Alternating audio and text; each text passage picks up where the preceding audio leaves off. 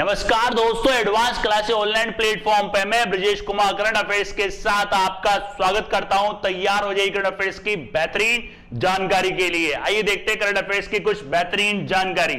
देखिए पहला, Mongolia famous हुआ है दोस्तों। ये इसलिए फेमस हुआ है क्योंकि यहाँ पे अभी नए राष्ट्रपति बने जो पहले प्रधानमंत्री थे।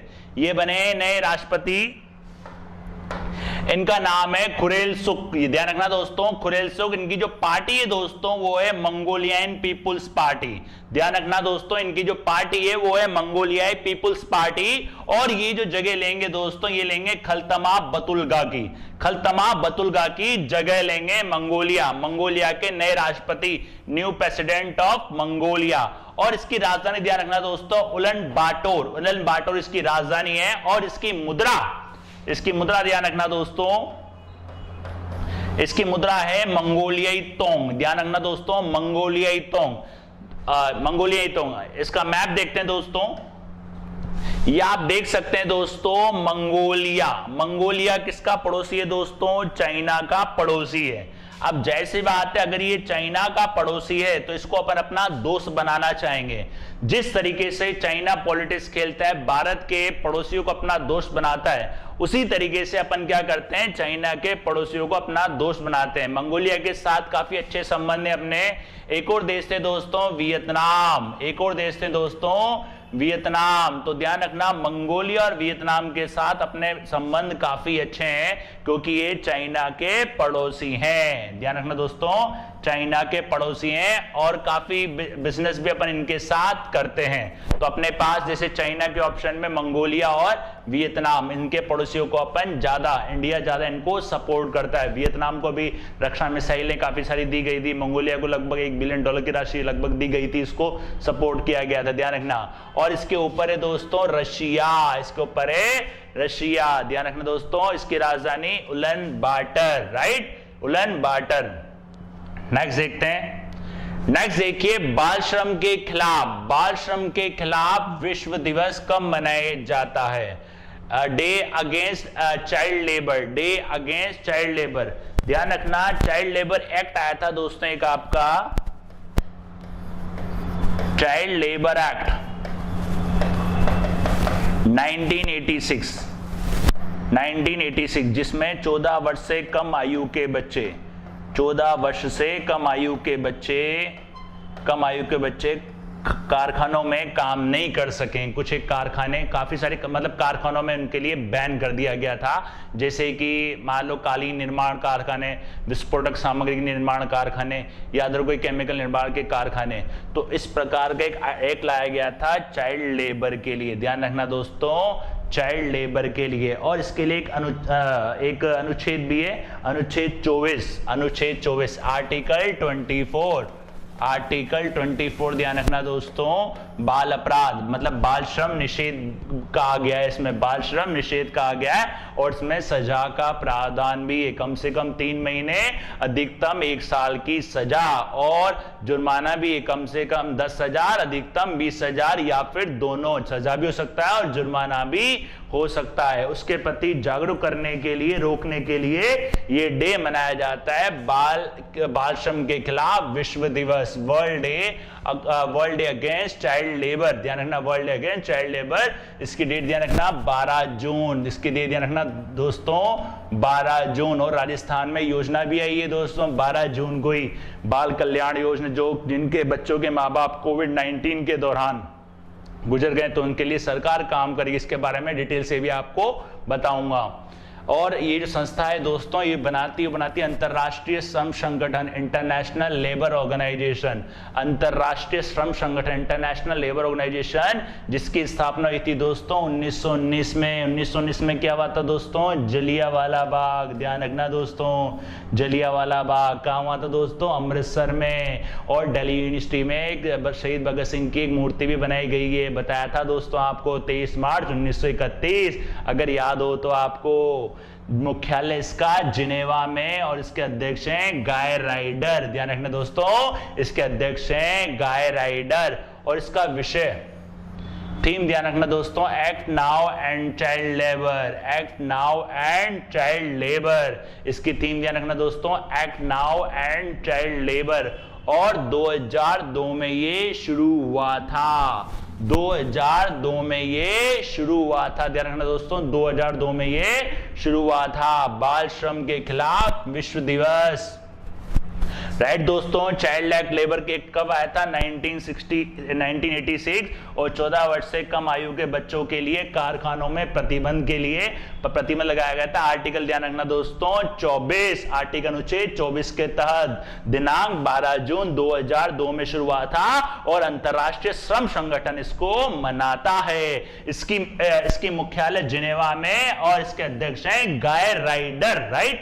नेक्स्ट देखते हैं दोस्तों, नेक्स्ट देखिए शिशु सेवा योजना। काफी देखो याद है दोस्तों, अभी कोविड महामारी के दौरान काफी सारे राज्यों ने अपने राज्य के बच्चे जिनके माँ बाप की डेथ या कुछ अनाथ हो गए हैं बच्चे, कोविड महामारी के दौरान हो गई जिनकी पेरेंट्स की डेथ, तो उसके लिए कोई ना कोई कार्यक्रम राज्य सरकार अपने स्तर पे चला रही है।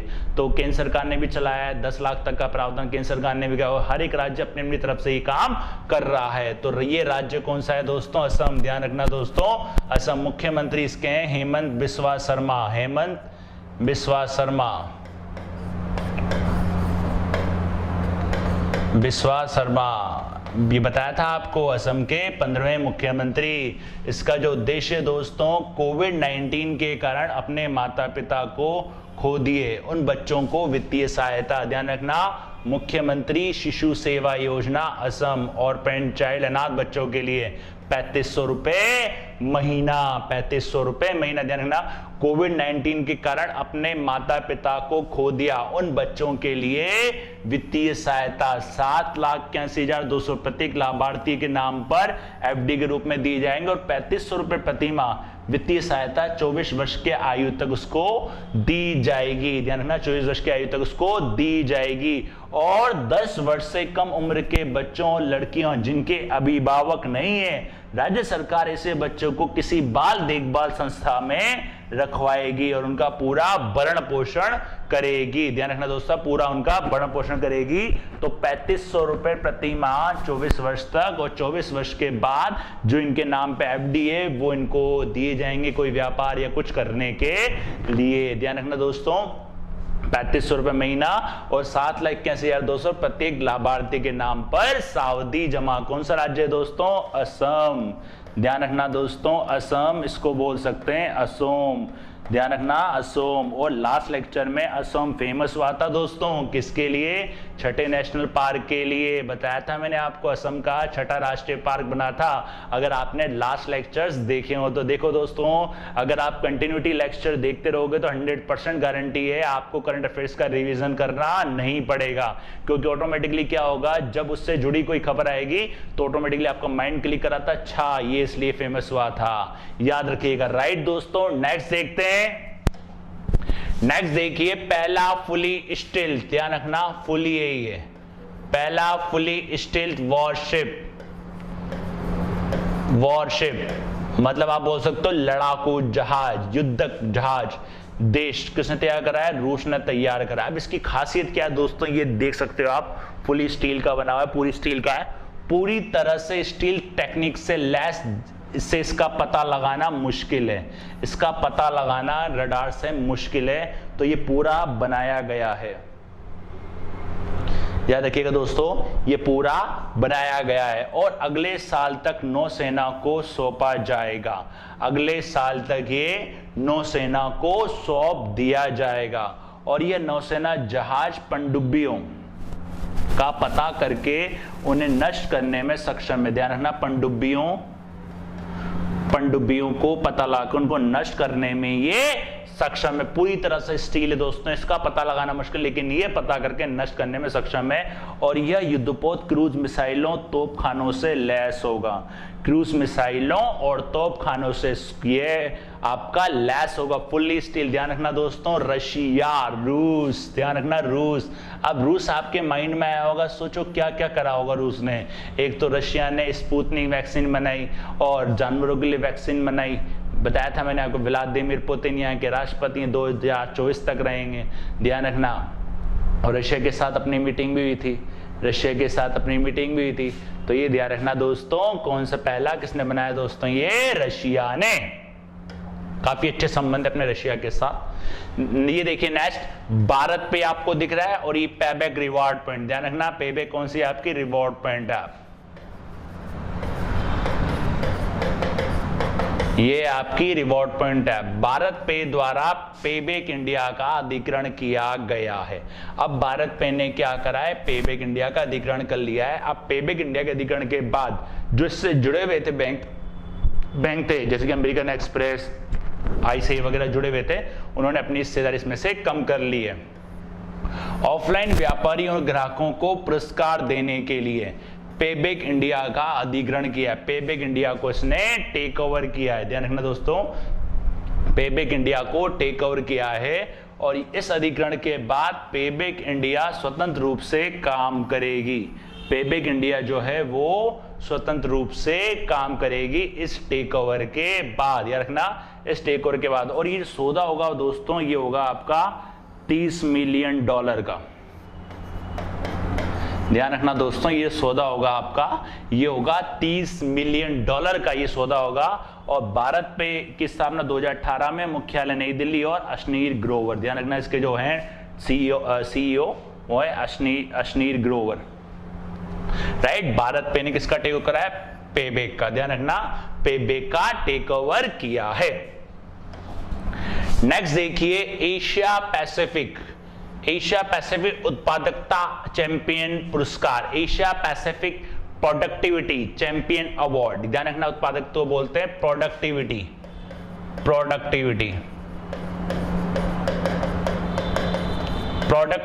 Champion award, right. तो ये किसको दिया गया है, गुजरात सहकारी दुग्ध विपणन संघ, अमूल प्रबंध निदेशक हैं जो, उनको ये पुरस्कार दिया गया, जिनका नाम है RS सोडी, ये देख सकते हैं आप, RS सोडी, इनको ये पुरस्कार दिया गया है। और 20 वर्षों के बाद ये पुरस्कार जीतने वाले पहले भारतीय हैं। 20 वर्षों के बाद ये पुरस्कार जीतने वाले पहले भारतीय हैं। और यह पुरस्कार उन व्यक्तियों को दिया जाता है जिन्होंने एशिया प्रशांत क्षेत्र में उत्पादकता को आगे बढ़ाने का महत्वपूर्ण योगदान दिया है। आप जानते हैं अमूल दूध पीता है इंडिया, कितना बड़ा ब्रांड है ये। अमूल दूध के लिए काफी ज्यादा इसका उत्पादन होता है अमूल का, तो उसके लिए उसकी उत्पादन क्षमता को बढ़ाने के लिए पुरस्कार इनको दिया गया है। ध्यान रखना दोस्तों, RS सोडी कौन है ये, गुजरात सहकारी दुग्ध विपणन संघ के प्रबंध निदेशक, मैनेजिंग डायरेक्टर। बेनेडिक्टो विगेना, जो ये बेनेडिक्टो विगेना है, इनको फेरारी का नया CEO बनाया गया। फेरारी आप जानते हैं दोस्तों एक स्पोर्ट कार है, ये एक स्पोर्ट कार, फेरारी सबसे महंगी गाड़ियों में शुमार है ये फेरारी। और ये जगह लेंगे किसकी, जॉन एल्कन की जगह लेंगे। ध्यान रखना फेरारी के जो संस्थापक थे उनका नाम था एंजो फेरारी, ध्यान रखना उनका नाम था एंजो फेरारी, राइट। और इसकी स्थापना हुई थी 1947 और मुख्यालय इसका इटली में, ध्यान रखना बेनेडिक्टो विगेना,